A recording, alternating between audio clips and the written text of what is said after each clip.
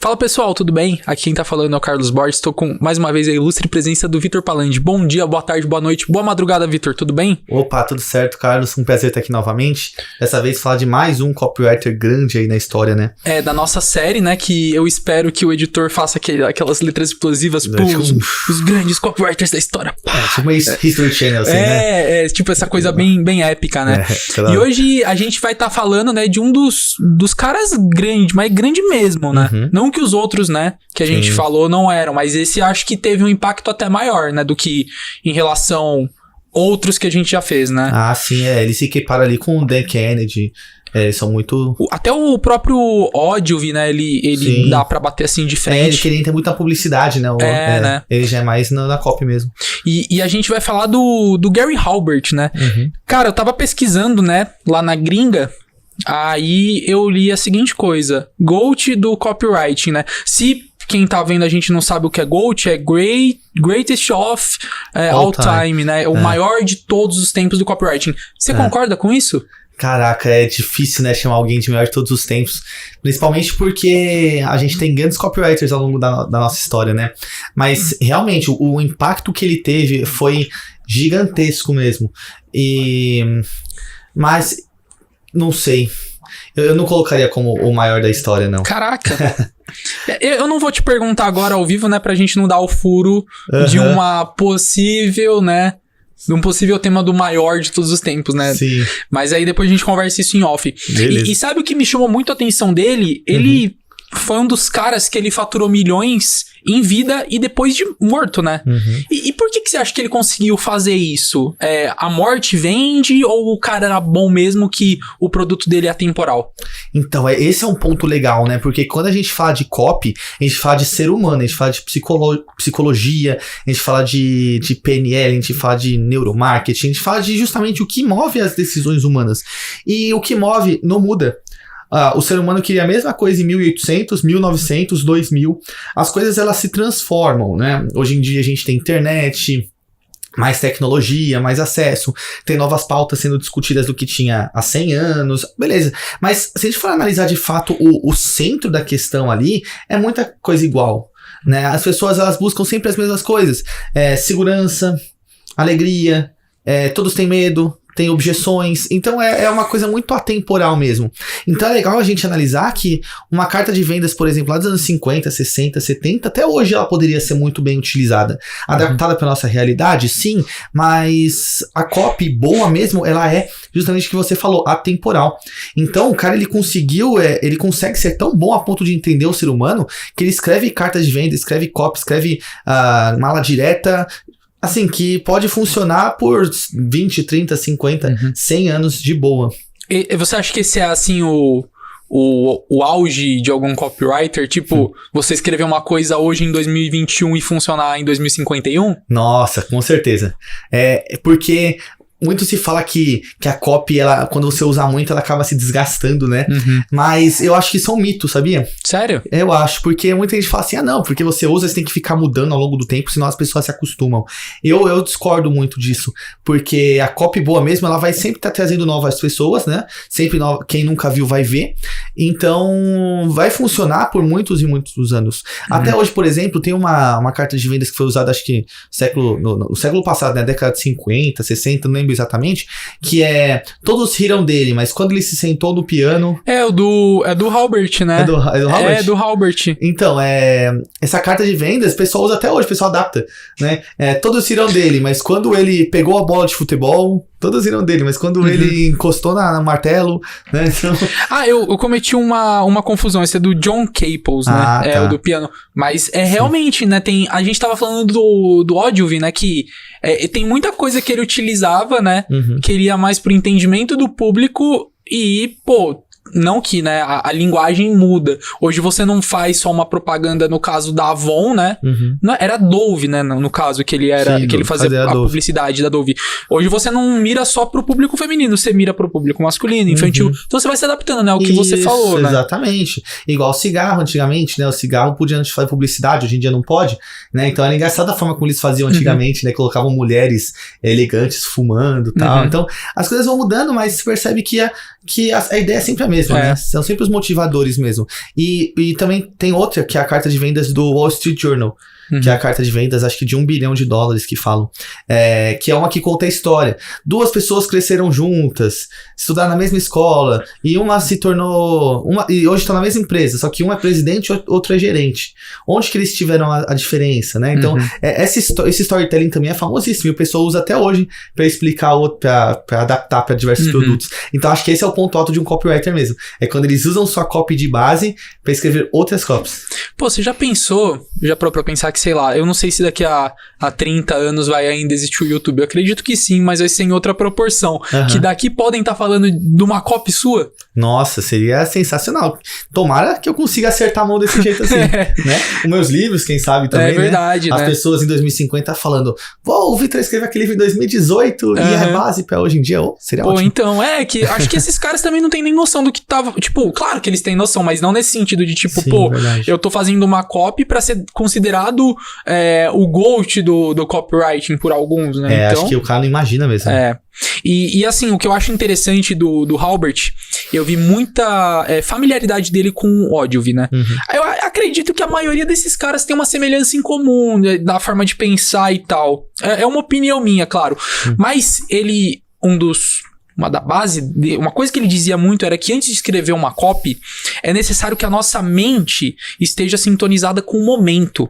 E eu queria saber de você, qual a importância da nossa cabeça tá boa, tá envolvida com a pauta pra eu fazer um bom material, um bom produto? Nossa, é importantíssimo. Até uma coisa que eu gosto de falar, gravei um vídeo recentemente falando sobre isso, né? Não existe produto fácil, não existe venda mais fácil. Não, esse produto aqui ele é mais tranquilo, ele é mais barato. Não, quando você vai escrever uma copy, é como se você tivesse um tiro de bazuca. Então não importa se você tá atirando num copo, não importa se você tá atirando num bicho enorme, assim, num dinossauro, vamos supor. Você tem que ir com um tiro de bazuca. Você fala assim, nossa, mas precisa de tanta agressividade pra destruir um copo, né? Um tiro qualquer não quebraria um copo. Se eu fizer isso, eu não vou fazer mais. Exato. Mas é esse o ponto. A copy, ela é bazuca e você tem que aproveitar sempre o máximo potencial dela. Então não é aquela coisa de, não, esse produto é fácil, então eu vou escrever uma copy mais tranquila. Não existe isso. O produto é fácil, você vai escrever esse copo como se você estivesse vendendo uma joia de $5 milhões. Porque é aí que você cria copies que realmente são, exemplo, atemporais, extremamente lucrativas. É você entrar com os 2 pés no peito sempre. Então é não subestimar o produto, não subestimar o serviço. Sempre que for escrever uma copy, entrar com a cabeça ali. Eu tô vendendo um negócio de R$10, mas eu vou fazer esse negócio de R$10 parecer atribuir valor ao produto. Exatamente, atribuir valor e gerar conversão. Não, é R$10, mas eu vou eliminar a objeção do cara. Alguma objeção ele tem. Sei lá, você não vai comprar um copo de R$10 assim do nada. Às vezes você tem que ser um pouco convencido, né? Porque tem copos de R$1, de R$2. Sim. Então, mesmo que o preço seja baixo, às vezes, você precisa agregar valor, você precisa eliminar objeções. Então, um bom copywriter é aquele que não subestima a copy. Então o Gary, ele fala justamente, você tá 100% ali no momento de você estar com a cabeça preparada, que é isso. Quando eu vou escrever copy, eu planejo antecipadamente, eu não acordo e falo assim, vou escrever uma copy, não. Eu coloco na minha agenda, amanhã eu vou escrever copy, aí eu vou dormir pensando, amanhã é um dia importante. Aí eu vou na academia, eu faço alguma coisa, eu falo, não, beleza, mais tarde tem uma copy pra escrever. Às vezes até falo, né, agora eu vou comer um docinho, que é pra ficar mais inspirado. Então é levar a sério mesmo, que aí as coisas boas saem. Eu acho que é interessante esse ponto de vista, né? Porque eu não sei se é muita viagem minha, mas eu acho que... Eita, já tô destruindo o cenário aqui. Mas eu acho que a maneira que a gente... Tipo, a nossa questão de necessidade é o que diferente esse produto pode me oferecer. Você conhece aquela marca de copo Stanley? Não. É uma marca de copo que tá em alta. É um copo que custa, assim, a partir de R$150. Só que eles prometem, eu vou manter a sua cerveja gelada por 4 horas. Nossa, é bom, hein? Você quer uma bebida com gelo e tampar o copo? 15 horas. Então, acho que qual que é a objeção, né? Que eu gosto de tomar uma cervejinha. Não gosto de tomar cerveja quente. Sim. Então, na minha cabeça, se eu tenho um copo que mantém minha cerveja gelada por 4 horas, né? Exatamente. Aí você acaba até falando, se eu comprar um desse, eu pedir de presente, né? Então. Você começa a cogitar, né? E eu fiquei depois me perguntando, cara, qual vez na minha vida que eu cogitei de pagar quase uma fortuna num copo. Exato.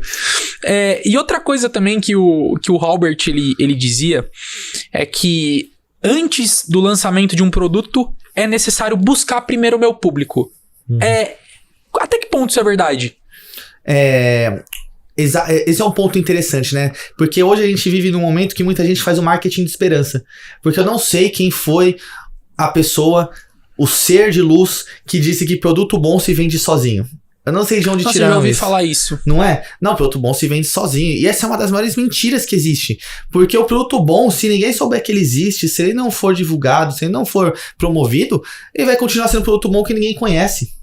Então, é importante a gente não trabalhar o marketing de esperança, que é o quê? Eu crio um produto e eu falo assim, bom, fiz o meu lançamento, coloquei um produto no ar. Agora eu vou atrás de clientes. Por quê? Porque você já tem um produto pronto. Uhum. Então, vamos supor que eu chego pra você com o meu produto e falo assim, Carlos, eu tô aqui com esse copo. Aí você fala, putz, se esse copo fosse de vidro eu até compraria, mas ele é de plástico. Aí lascou, porque eu não tenho como mudar, eu já fiz o produto. Uhum. Agora, se eu chego até você e falo, Carlos, tô pensando em fazer um copo de plástico azul bonito pra você tomar cerveja. Aí você vai falar, Vitor, legal, mas eu prefiro de copo de vidro. Aí o que eu faço? Eu faço o copo de vidro e quando eu chego pra você com oferta, eu acabei com essa objeção. Eu falo assim, Carlos, ó aqui o copo de vidro que você quer, ó, R$15. Aí você, às vezes, vai comprar porque você se comprometeu a comprar, ou você vai comprar o que você realmente quer, mas você vai comprar, né?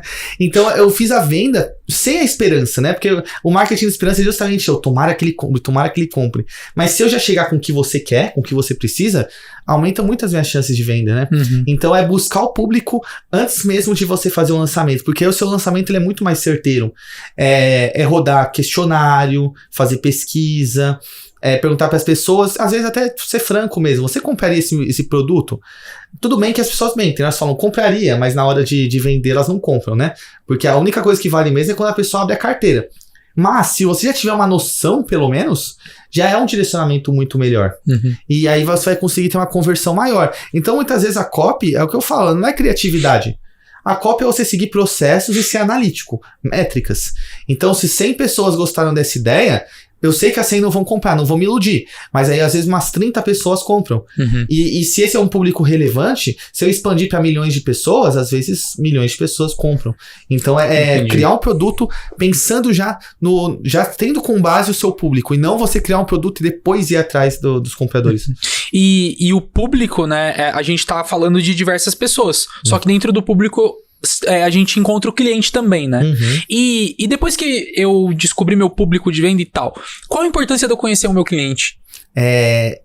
Assim, se você não conhecer seu cliente, você tá fadado ao fracasso. Só que aí é um ponto legal dessa pergunta. As pessoas, elas conhecem o cliente, assim, o meu é de 30 a 45 anos, com filho e que é classe C. Isso não é conhecer seu público. Isso é dado demográfico, é coisa de IBGE. Uhum. O que você conhecer o seu público o que essa pessoa sonha em conquistar. Quais são as aspirações? Quais são as suas necessidades?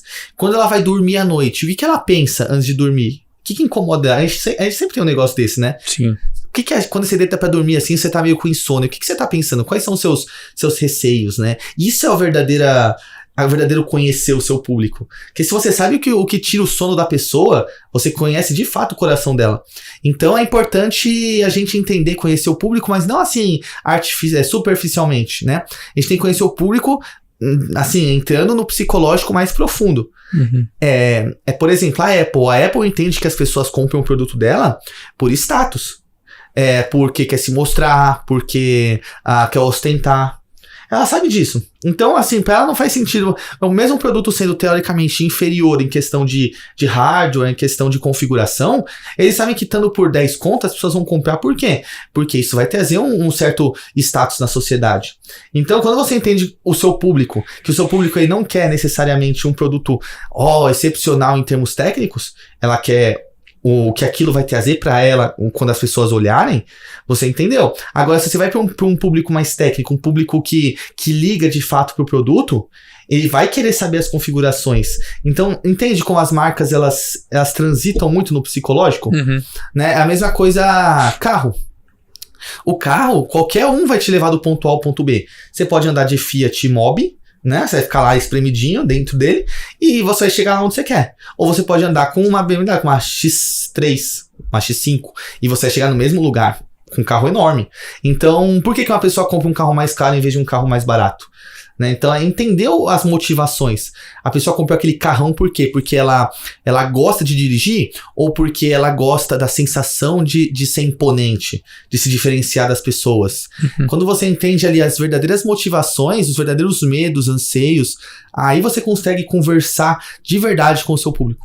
E como que eu faço para conhecer a fundo o meu público e o meu cliente? Isso você consegue estar em contato com eles, um contato genuíno, né? Por exemplo, assim, igual quando você vê uma matéria assim, aí você vê alguém falando, não, eu entendo a dificuldade de quem mora na favela. Você entende mesmo? Ou você só vai entender se você ficar dentro da favela? Se você acordar às 5 da manhã, vendo a mãe deixar o filho com a vizinha porque ela precisa trabalhar. E às vezes ela tem um bebê e ela prepara as mamadeiras porque ela não tem como amamentar, entendeu? É muito diferente você olhar da televisão e você tá lá dentro da comunidade e você vê as batalhas que eles lutam. Sim. Então é esse o ponto que eu quero trazer pra galera. É não olhar só assim e falar, não, eu sei o que essa pessoa tá passando, eu sei o que acontece com o meu público. É você tá dentro da realidade deles. É você viver o que eles vivem. E isso você consegue colocando a cara a tapa. E também com o tempo, não tem jeito. Quanto mais tempo você se mantém fiel àquele público, mais você vai conseguir entender a galera. Isso no digital dá pra fazer também. Dá pra fazer com comunidade, grupos, respondendo vídeos no YouTube, Instagram, fazendo enquetes. Então, aos poucos, você vai ganhando cada vez mais gordurinha e vai ficando cada vez mais entendido do seu público mesmo. Então, é questão de paciência e tempo, não tem jeito. E imersão, se você conseguir imergir naquela coisa que você quer entender gente obesa. Beleza, você vai conseguir ver um monte de coisa na internet. Mas se você conseguisse ir num grupo de apoio a obesos, você visse a pessoa triste, você entendesse ali a fundo, seria muito mais proveitoso, né? Então é buscar também o mundo físico.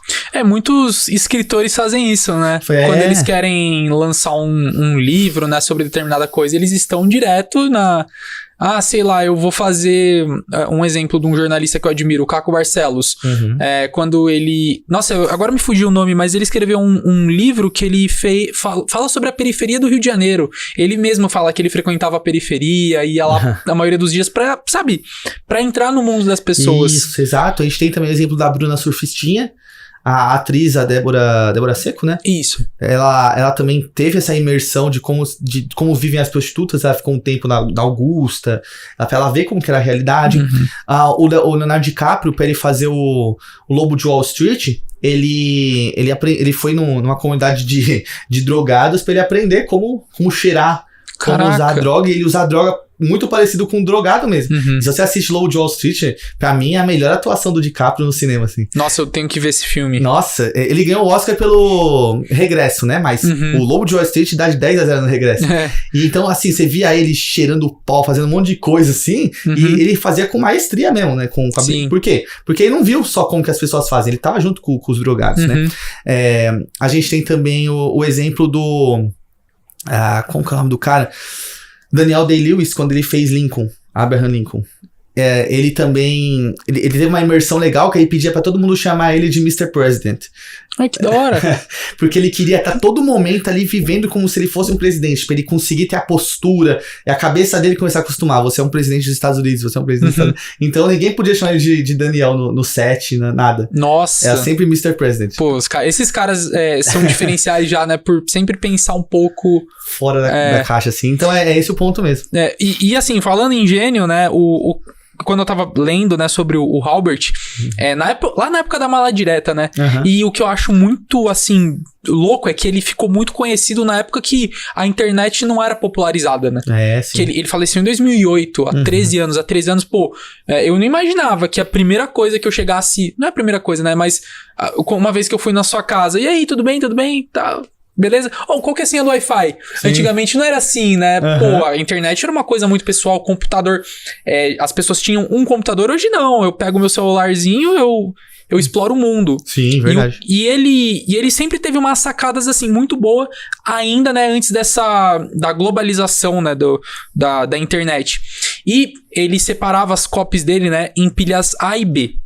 A pilha A, ele distinguia a proposição do valor e do produto e a relevância para o consumidor. Então essa é a minha copy número 1. Caraca. Tá bom, eu tenho outro tipo de copy, né? Fazer uma escrita que se destacasse.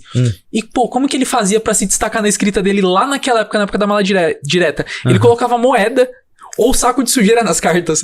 Porque daí as pessoas pegavam a carta e falavam assim, nossa, isso aqui tá sujo. Aí já batia a cara e falava, eita, né? É uma estratégia interessante. Caraca. E aí eu queria saber de você, né, como um especialista na área. Quais são as eficiências dessas duas estratégias que ele fazia?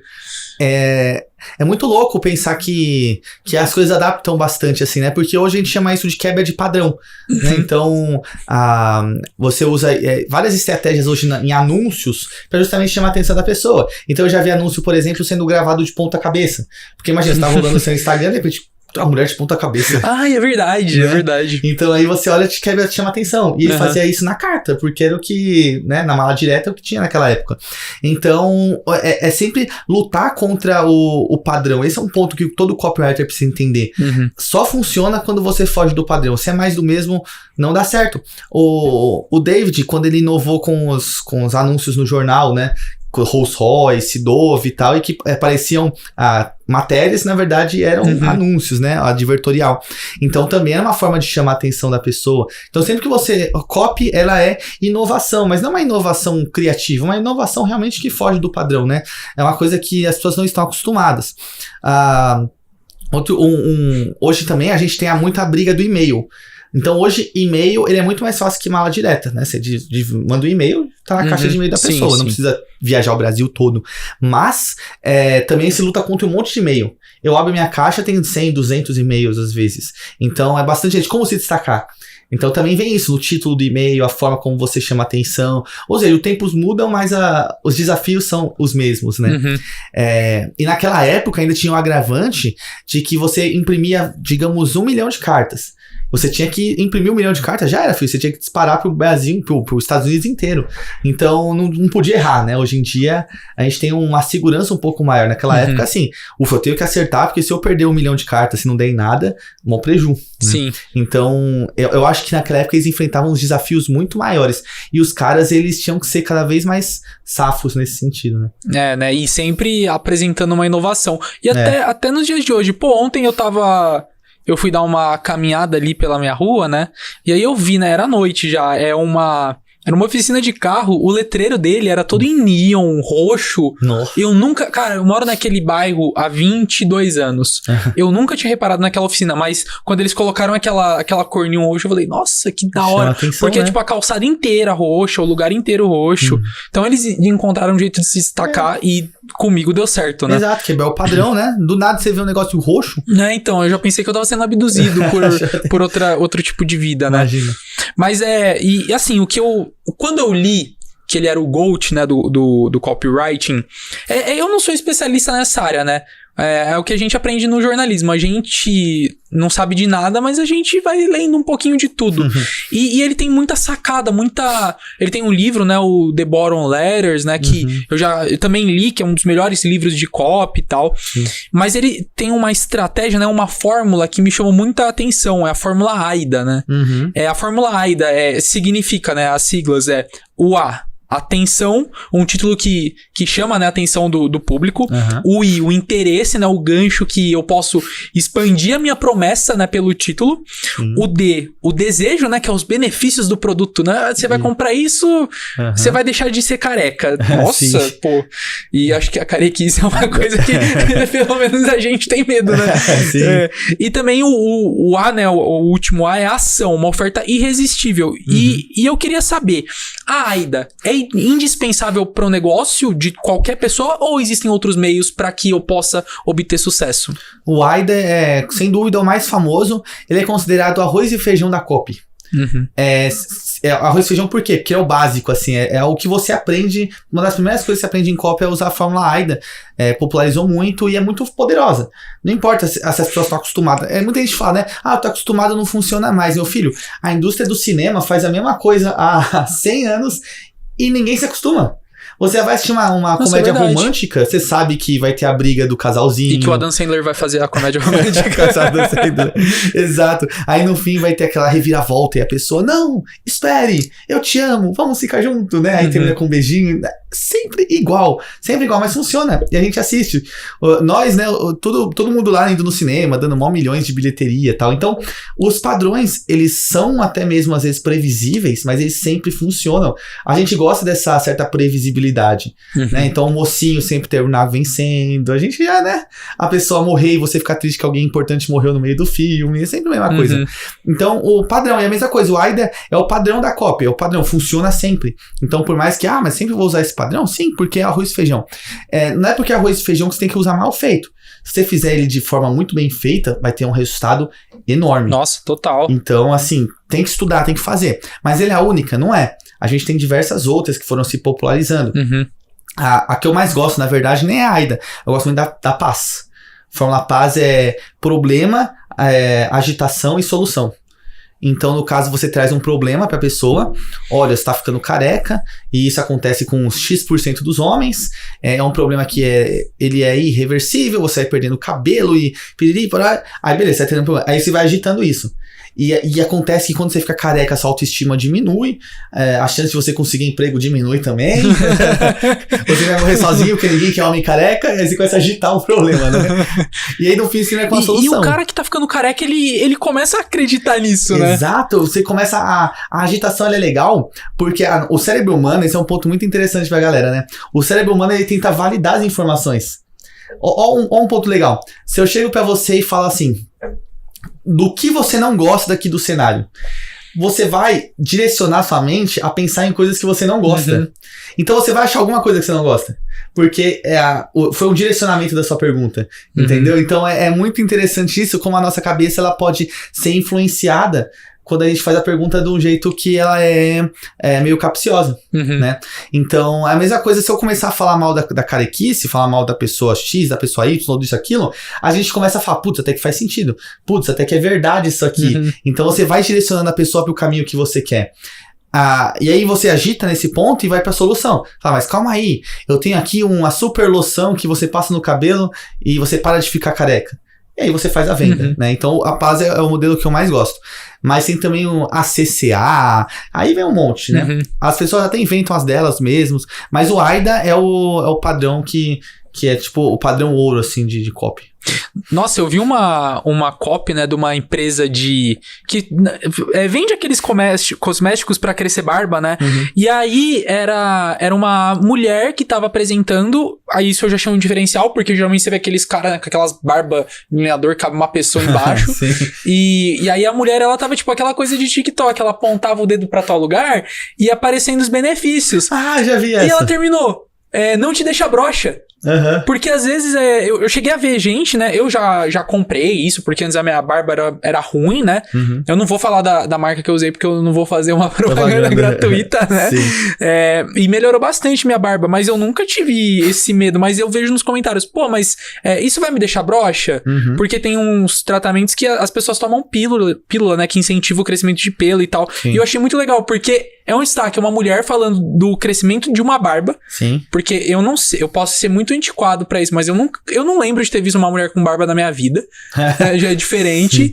E essa questão, né, que é a dúvida de um monte de gente. Tá lá, não, cara, você não vai broxar. Sim, exato. Eles colocam a mulher porque eu acho que eles olham e falam, pô, quem vai ver isso é um público masculino.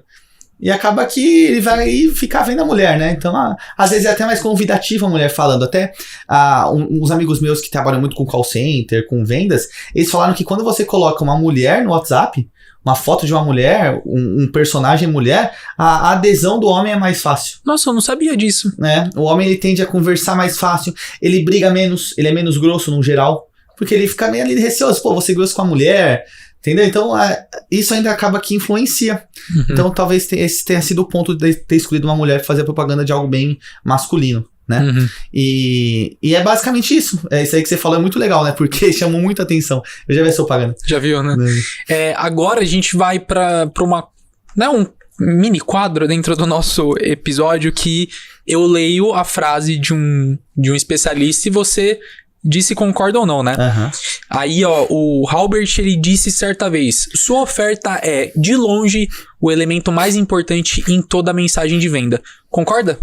Com certeza. Não tem, é indiscutível, oferta é o carro-chefe do marketing direto.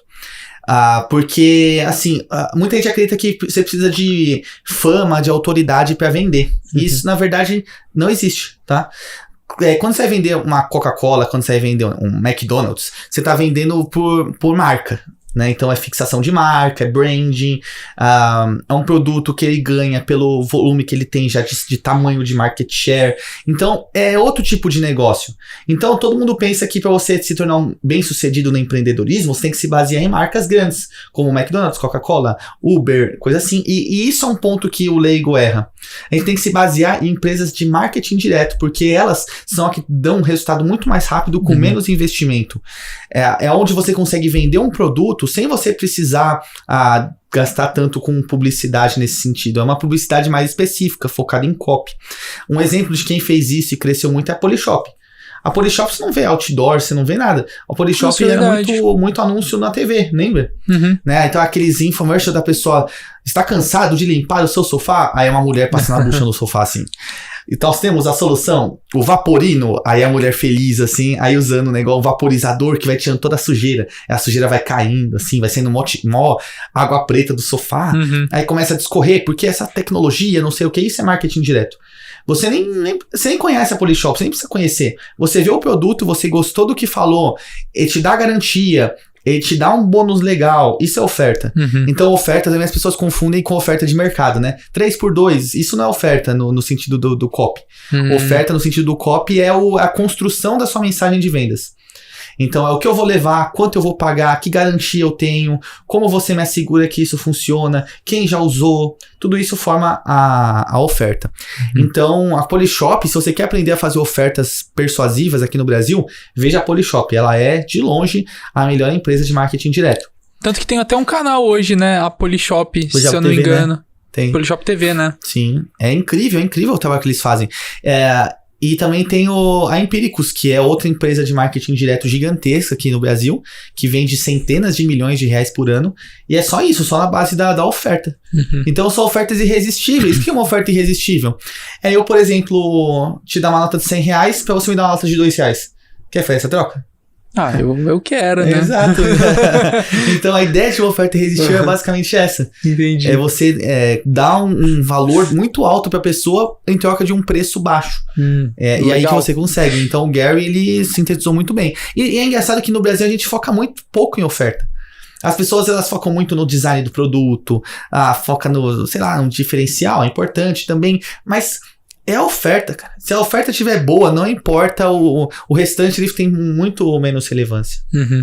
E é legal você apresentar essa diferença da oferta no marketing digital e oferta, né? Tipo, compre 3, pague 2, né? Porque, assim, ainda que seja a mesma palavra, são sentidos diferentes, né? Exato. E né, já pra gente quase finalizar aqui, o Halbert, ele falava também de tipo, você nunca vai fazer uma coisa muito boa de primeira, né?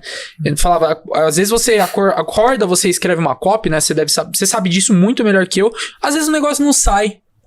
Então ele dizia que a perseverança, né, é o segredo para excelência. E é mais ou menos por aí quando a gente trata de fazer uma copy. Sim, e o Gary é muito doido, né? O Gary, até uma curiosidade, né, pra galera, ele foi preso por fraude fiscal. Chegou aí pra Boron, né, que é a prisão Boron, então por isso que ele escreveu lá The Boron Letters, né, as cartas de Boron que ele escreveu pro filho dele, onde ensinava marketing, lições de vida, e se tornou um dos melhores livros, né, acho que o mais famoso dele, né. Sim, sim. Então é um clássico, assim, do marketing, não só da copy, mas do marketing também. E o Gary, ele fala sempre da perseverança, porque é onde muito copywriter erra. Não tem essa... A pessoa escreve uma copy ruim e não vende, ela fica desmoralizada, fica triste, fica com a motivação em baixa confiança. E não é assim, cara. Você tem que fazer várias, você tem que escrever várias. Você sempre vai acertar? Não vai. É como um jogador de futebol. Um jogador de futebol, ele joga vários jogos. Tem jogo que ele faz gol, tem jogo que ele não faz. Tem jogo que ele é expulso.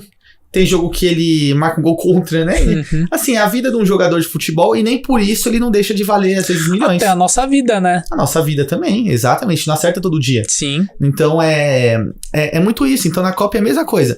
O importante da copy é você não olhar quantas vezes você erra, mas o quanto você acerta. Poético. Porque se você acerta uma vez, só que essa sua carta de vendas, ela se torna uma carta milionária, você precisa acertar outras vezes? Não, você tá milionário, né? A gente pensa num nível assim, simples. Então, não é querer acertar toda hora, mas é quando acertar, fazer um home run. Né? Acertar com gosto.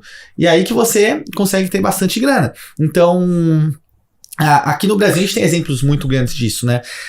Eu vou até falar de uns produtos assim, talvez quem esteja assistindo não lembre, mas teve o Plano Detox, que foi um produto brasileiro que foi, na época, um sucesso. Nossa, teve uma época que você ia em restaurante, shopping center, fast food, eu quero um suco detox. Sim, exatamente. Detox impressionante. Bombou muito. E aí, esse era um curso que ensinava justamente a fazer esses sucos detox, essa limitação detox e tal, e o cara acertou na copy que ele vendeu milhões.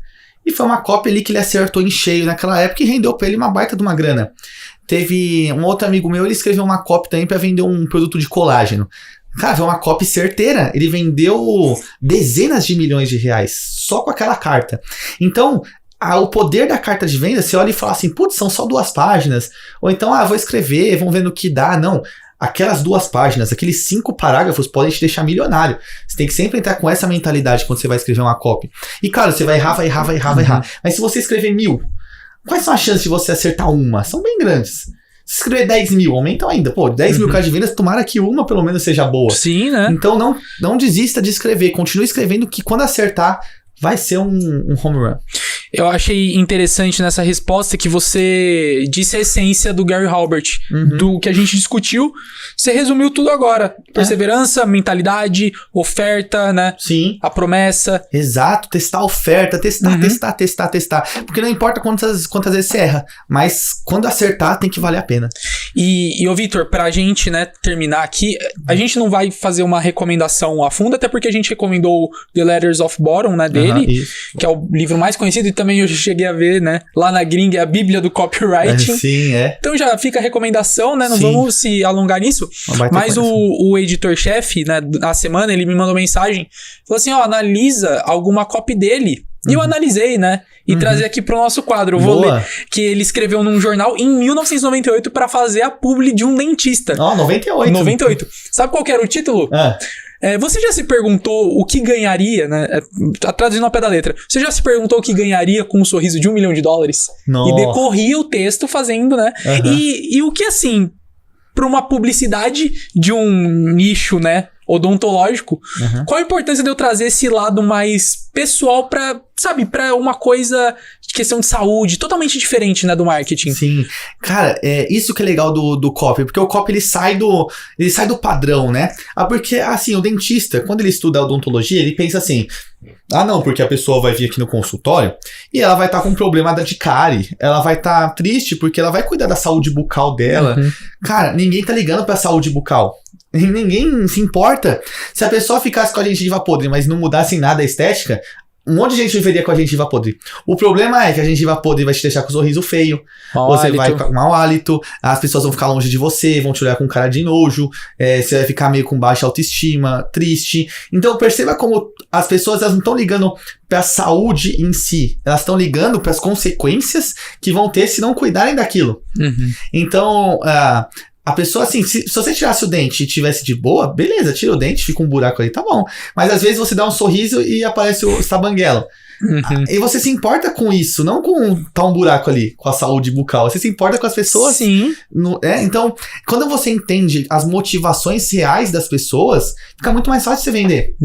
Então, eu acho que é nessa carta de vendas que ele fala que um sorriso bonito facilita a pessoa em conseguir emprego e crescer na carreira, não é? Sim. Tem essa carta, acho que é essa carta de vendas. E é justamente isso. Então, ele traz que a gente fala que é big idea, né? Que é a grande ideia. Qual que é a grande ideia? Que o sorriso ele pode valer $1 milhão. E discorre sobre isso, que pessoas com um sorriso bonito têm mais sucesso na vida, conseguem emprego com mais facilidade e assim por diante. Então é trazer um outro olhar. É parar de ficar com aquela coisa do... Não, porque se você ficar com o dente saudável, você vai viver por muito mais tempo com saúde. Não, cara, ninguém liga pra isso. É você focar justamente no que importa de fato pras pessoas, né? E acho que, né, ainda mais quando... Tava até falando, a minha mãe e meu pai são dentistas, né?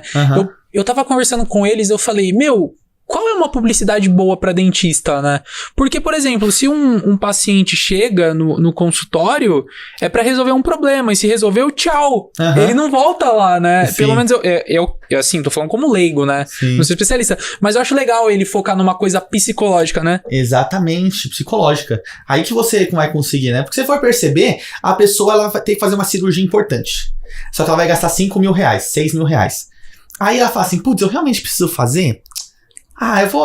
Eu vou fazer outra hora. Agora, se é pra colocar silicone, vai. Por quê? Porque a silicone vai trazer saúde? Não já vai. Pensou silicone por 5 mil reais? Né? Você já fica, silicone é um negócio muito caro. Sim, né? E aí a pessoa vai, porque... Então é muita percepção, né?